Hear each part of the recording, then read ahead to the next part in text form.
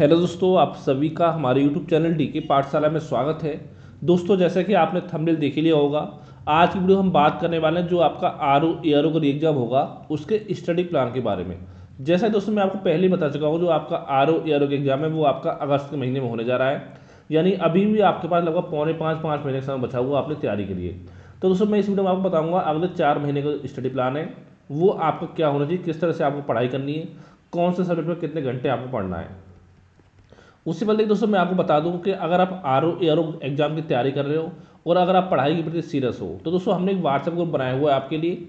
अगर आपको इस व्हाट्सएप ग्रुप में ऐड होना है तो दोस्तों ये मेरा व्हाट्सएप नंबर है 7042654209। ठीक है, इस नंबर दोस्तों मात्र आपको 200 रुपये का पेमेंट करना है, जिसके बाद आपको हमारे व्हाट्सएप ग्रुप में ऐड कर दिया जाएगा, जहाँ पर दोस्तों आपको प्री और मेंस का कंप्लीट जो स्टडी मटेरियल है वो आपको मिलेगा। चाहे आपका जीएस की बात हो, चाहे रीजनिंग आपकी हो गई, ठीक है, सामान्य हिंदी हो गई, पत्र लेखन वगैरह, प्रसाद शब्दावली, मुहावरे, लोकोक्तियाँ, कंप्यूटर और साथ में आपका ऐसे। तो ये दोस्तों बस इतना है जो नोट्स आपको प्रोवाइड कराया जाए हमारे ग्रुप में, उनको आपको पढ़ना अच्छे से। उसके अलावा मार्केट से कोई भी नोट्स आपको नहीं खरीदना है और साथ में आपको टेस्ट सीरीज प्रोवाइड कराई जाएगी। अगर आप नोट्स लेना चाहते हो तो मुझे व्हाट्सएप पर मैसेज कर सकते हो।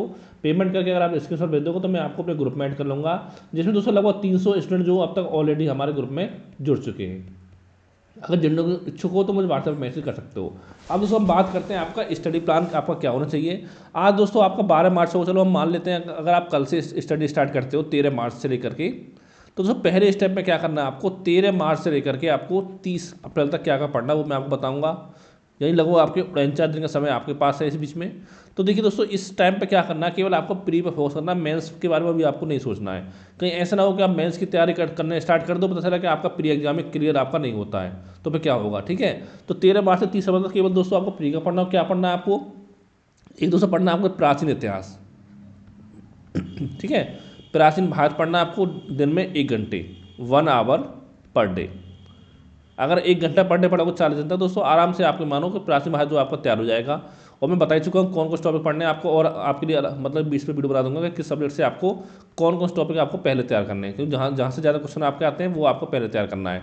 फिर आपका आता है मध्यकालीन इतिहास, तो दोस्तों 1 घंटा पढ़ना है आपको मध्यकालीन इतिहास पर डे। और फिर दोस्तों आपका आता है आधुनिक इतिहास, तो 2 घंटा पढ़ना है डेली आपको आधुनिक इतिहास, यानी 4 घंटे पढ़ना है आपको इतिहास 40 दिन तक। ठीक है, इसके अलावा दोस्तों फिर आपका आता है आपका भारत का भूगोल। ठीक है, 1.5 घंटा पढ़ना है आपको भारत का भूगोल पर डे। और फिर दोस्तों आपका आता है सॉरी, ठीक है, इसमें दोस्तों आपकी जो जनगणना है वो भी आपकी आ जाएगी भारत के भूगोल में। फिर आपका विश्व का भूगोल आ गया और कुछ पार्ट आपका एग्रीकल्चर का इसमें आपका कवर हो जाएगा। विश्व का भूगोल आपका आ गया, ये दोस्तों पढ़ना है आपको 1.5 घंटा पढ़ना विश्व का भूगोल। इतना पढ़ोगे तो आराम से आपका जो सिलेबस है वो पूरा कंप्लीट आपका हो जाएगा। इतना दोस्तों आपका हो गया। और दोस्तों इसके अलावा जो आपका सामान्य हिंदी के 6 टॉपिक प्री में आपके आते हैं वो पढ़ना है दोस्तों 1 घंटा। वो दोस्तों आप पर डिपेंड करता है कि आप किस तरह से पढ़ते हो। यानी अगर आप चाहो या तो देखिए एक टॉपिक उठा लो आप, जैसे आपका 1 घंटा पढ़ना है पर डे, तो चाहो तो आप 2 टॉपिक उठा सकते हो। जैसे आपको पर्यायवाची पढ़ना है और साथ में आपका वाक्यांश शब्द पढ़ना है, 30 मिनट पर्यायवाची, 30 मिनट आपको वाक्यांश शब्द। लेकिन दोस्तों मैं आपसे बोलूँगा देखिए 6 टॉपिक में से जो प्री में आपके आते हैं, जो आपका सबसे डिफिकल्ट लगता है आपको, पहले उसको आप पढ़ें, क्योंकि जो आपका आसान रहता है उसको तो आप बाद में चाहो पढ़ सकते हो। ठीक है, 1 घंटा पढ़ना है डेली आपको एग्जाम के टाइम तक सामान्य हिंदी। अगर 1 घंटा आप डेली पढ़ोगे 4-5 महीने तक, तो आराम से जो आपकी हिंदी है पूरी तरह से 4-5 बार आपके अच्छे से रिवाइज हो जाएगी। अब दोस्तों इसके अलावा क्या करना है आपको, यहाँ पर एक काम आपको और करना है, देखिए हफ्ते में 6 दिन तो आपको स्टडी करनी है, जो मैंने बताया इन सब को पढ़ना है। और दोस्तों जो आपका एक दिन बचेगा, चाहे वो सैटरडे हो संडे हो, वो आपको डिसाइड करना है कौन सा दिन आपका होगा। उसमें दोस्तों जो भी आपने 6 दिन पढ़ा है उसको आपको केवल रिविजन करना है, कुछ भी आपको उसमें नया नहीं पढ़ना है। तो ठीक है, ये आपका प्लान हो गया पूरा 30 अप्रैल तक का। फिर दोस्तों इसके अलावा दूसरा आपका स्टेप आता है, वो दोस्तों आपका आता है 1 मई से लेकर के आपका 31 मई तक का, यानी कि पूरा 31 दिन का जो प्लान है वो आपका इसमें आता है 1 मई से 31 मई तक का। अब देखिए इसमें क्या पढ़ना है आपको, सबसे पहले देखिए दोस्तों पढ़ना है आपको रीजनिंग पढ़नी है 1 घंटा पर डे, क्योंकि पता होगा 10-12 क्वेश्चन आपको रीजनिंग से आते हैं एग्जाम में। तो रीजनिंग दोस्तों आपको 1 घंटा पढ़नी है पर डे आपको पूरे महीने। ठीक है, इसके अलावा दोस्तों एक आपका पढ़ना है यहाँ पर आपको भारतीय राज्य व्यवस्था, ये भी दोस्तों आपको 1 घंटे पढ़नी है दोस्तों, आराम से 1 घंटे में आपको पूरी तैयार हो जाएगी अच्छे से। और फिर दोस्तों एक आपका आता है अर्थव्यवस्था। अर्थव्यवस्था 1 घंटा पढ़ना है आपको अर्थव्यवस्था पढ़ डे। ठीक है। देखिए यहाँ पर दोस्तों जो आपका स्टैटिक वाला पार्ट है वो आपको पढ़ना है, और जो करंट वाला पार्ट है वो आपको करंट अफेयर से कवर हो जाएगा। ठीक है, अर्थव्यवस्था में, क्योंकि दोस्तों जो क्वेश्चन आपके आते हैं अर्थव्यवस्था से, उसमें मैक्सिमम क्वेश्चन आपके करंट पर आधारित होते हैं, वो आपके करंट अफेयर में आपके कवर हो जाएंगे। फिर दोस्तों एक बचता है इसमें आपका यूपीजी के, तो 1 घंटा पढ़ना आपको यूपीजी के पर डे, तो 4 घंटे दोस्तों ये आपके हो गए। इसके अलावा दोस्तों आपका इसमें आता है सामान्य हिंदी। ठीक है, 1 घंटा पढ़ना है आपको सामान्य हिंदी। दोस्तों ये प्लान हो गया आपका यहाँ पर 5 घंटे का। ठीक है और मैंने बताइए आपको, देखो हफ्ते में 6 दिन आपको पढ़ाई करनी है, 1 दिन आपको रिवीजन करना है, 5 घंटे का प्लान हो गया।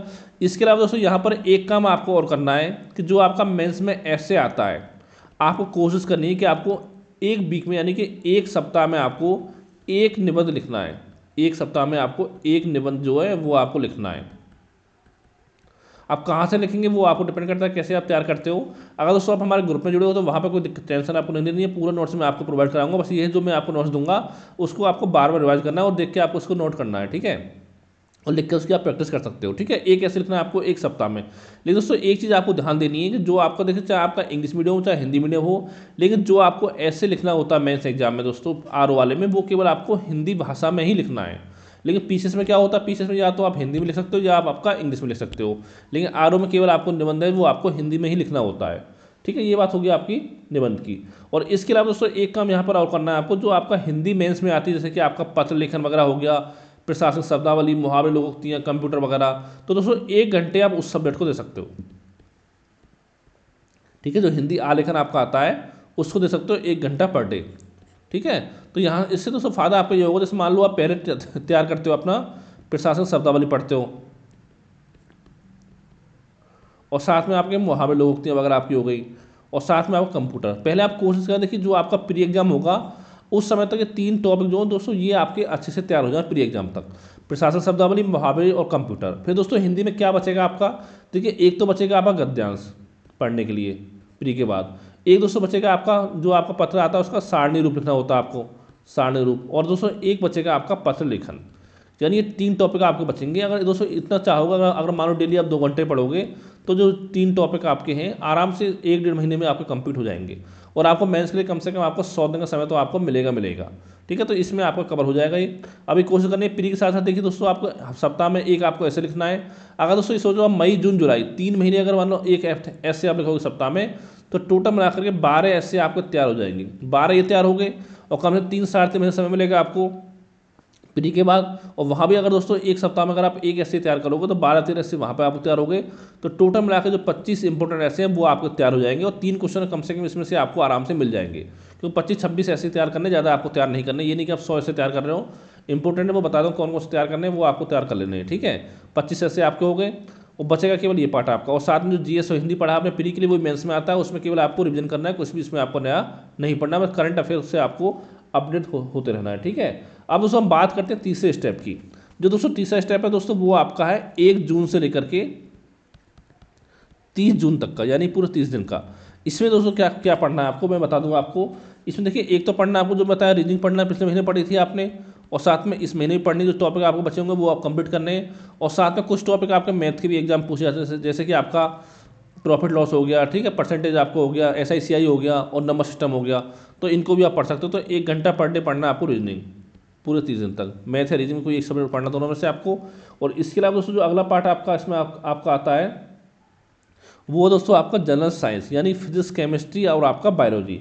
ये पढ़ने दोस्तों आपके 2 घंटा पर डे। वो दोस्तों आप पर डिपेंड करता है, जो आपको टफ लगता है उसको ज़्यादा टाइम ले सकते हो। जैसे कि आप बायोलॉजी है तो 1 घंटा पर डे बायोलॉजी पढ़ो, और आधा घंटा पढ़ो फिजिक्स, आधा घंटा पढ़ो आप अपना केमिस्ट्री। ठीक है, उसमें आपको तैयार हो जाएगा। फिर दोस्तों यहाँ पर करंट अफेयर आपको और स्टार्ट करना है, और करंट भी दोस्तों आपको 2 घंटा पढ़ना पर डे। ठीक है दोस्तों, ये पूरा कितना हो गया आपका। ठीक है, यहाँ पे मैथ रीजनिंग आपको हो गया, करंट अफेयर हो गया, 1 घंटा आपका रीजनिंग मैथ हो गया। ठीक है, 5 घंटे आपका ये हो गया। इसके बाद दोस्तों एक टॉपिक आपका यहाँ पर और आता है दोस्तों, वो आपका है स्टैटिक जीके वाला पार्ट जो है जीएस में। दोस्तों 1 घंटा पढ़ना आपको स्टैटिक जीके पर डे, तो 6 घंटे दोस्तों आपके ये हो गए। और साथ में जो बताया मैं, जो ऐसे आपको है, यानी ऐसे लिखने हैं आपको 1 सप्ताह में 1 ऐसे लिखना है, यानी कि आप पूरे महीने में आपके 4 जो ऐसे हैं वो आपके तैयार हो जाएंगे, 4 मई में, और 4 आपके जून में, और 4 आपको जुलाई में, यानी टोटल 12 ऐसे आपके तैयार हो जाएंगे प्री एग्जाम तक। फिर दोस्तों इसके अलावा देखिए जुलाई के बाद जो आपको टाइम मिलेगा 10 दिन के 15 दिन का जो भी टाइम मिलेगा, उसमें केवल आपको प्री के लिए ही रिवीजन करना है, मेंस के लिए उसमें आपको नहीं कुछ भी नहीं पढ़ना है। और 1 घंटा आपका ये हो गया एक ऐसे हफ्ते में। और 1 घंटा पढ़ सकते हो जो बताया मैंने आपको हिंदी आलेखन, ठीक है। इसमें प्रशासन शब्दावली आपके हो गए, मुहावरे लोग होते हैं और कंप्यूटर, ये 3 टॉपिक आपको तैयार कर लेने हैं प्री के साथ साथ, ठीक है। इतना आपको हो गया तीसरा पार्ट। फिर दोस्तों इसके बाद जो आपका आता है, फिर आपका आता है जुलाई वाला पार्ट, यानी कि 1 जुलाई से लेकर के आपको 31 जुलाई तक क्या पढ़ना है, 31 जुलाई तक, ठीक है। इसमें दोस्तों क्या करना, देखिए जो दोस्तों आपका मेनली पूरा जो सिलेबस है वो लगभग कवर आपको हो चुका है, यानी थोड़ा बहुत अगर बचेगा आपका कृषि वगैरह बचेगा थोड़ा वो पढ़ लेना आपको। साथ में जो आपने पढ़ा है मार्च अप्रैल मई और जून में, वो 3.5 जो आपने पढ़ा है अच्छे से, उसको ही आपको बार बार रिवाइज करना है, यानी कि आपको करना है रिवीजन पूरे जुलाई के महीने में। और रिवीजन के साथ साथ दोस्तों एक काम यहाँ पर आपको और करना है कि चाहे आपका जीएस हो और चाहे आपका हिंदी हो, आपको कोशिश करनी है कि आपको एक टेस्ट सीरीज पर डे आपको लगानी है, टेस्ट सीरीज पर डे, जीएस की भी और हिंदी की भी फुल लेंथ। जैसे मान लो जीएस के आप 140 क्वेश्चन आपके एग्जाम में आते हैं प्री में, तो 140 क्वेश्चन अगर 30 दिन तक आप सॉल्व करोगे तो 200 टोटल मिला के यहाँ पे आपके 4200 जो क्वेश्चन है वो आपके कवर हो जाएंगे। और साथ ही अगर आपको व्याख्या सहित करने क्वेश्चन तो आपके लगभग मान सकते हो कि लगभग 10,000 जो क्वेश्चन है वो आपके कवर हो जाएंगे पूरे जुलाई के महीने में। और साथ में जो जीएस में आपने पढ़ा था वो आपको रिवीजन हो जाएगा। यानी देखिए जब आपने जीएस पढ़ा था उस समय पर अगर मान लो कोई पार्ट आपका छूट गया हो, ठीक है, वो इसमें कवर आपका हो जाएगा। और इसके साथ साथ देखिए दोस्तों हिंदी की बात करें तो 60 क्वेश्चन आपके हिंदी के आते हैं, और 60 में 30 कितना हो गया आपके 1800 क्वेश्चन जो विद व्याख्या सहित आपके हिंदी के सॉल्व हो गए। यानी अगर व्याख्या करोगे तो लगभग 3-4 हज़ार जो क्वेश्चन है वो आपके यहाँ पर कवर हो जाएंगी। फिर दोस्तों बचता आपके पास हफ्ते में 1 दिन, बताया मैंने आपको जो एस्से वाला पार्ट है, 4 एस्से आपको लिखने हैं यानी एक महीने में 4 एस्से आपको लिखने हैं। और साथ ही 1 घंटा पढ़ना है आपको हिंदी आलेखन, हिंदी वाला जो पार्ट आता है सब्जेक्टिव वो आपको पढ़ना है 1 घंटा। तो इस तरह दोस्तों पूरा जुलाई का प्लान आपका ये हो गया है सॉरी ठीक है। फिर दोस्तों देखिए मान लो अगस्त में आपका 2nd वीक में होता है एग्जाम, 3rd वीक में होता है, कभी कंफर्म नहीं है, बता दूंगा जिस कंफर्म होगा। तो उस टाइम में केवल जो प्री का आपका जीएस और हिंदी है वो आपको इसको रिवाइज करना है। तो दोस्तों अगर आप इस तरह से पढ़ाई करोगे तो 100% आपकी तैयारी हो जाएगी। और दोस्तों मैं देखिए इतना कहना चाहता हूँ, देखिए इस समय क्या होगा, बहुत सारी चीज़ें आपकी ऐसी जो आपकी पढ़ाई में बाधा बनेंगी। वो क्या क्या है, एक दोस्तों आपका IPL आने वाला है, अगर मान लो क्रिकेट शौकीन तो यहाँ भी आपका टाइम बर्बाद हो सकता है। फिर आपका T20 वर्ल्ड कप आ जाएगा, वहाँ भी टाइम आपका ख़राब होगा, ठीक है।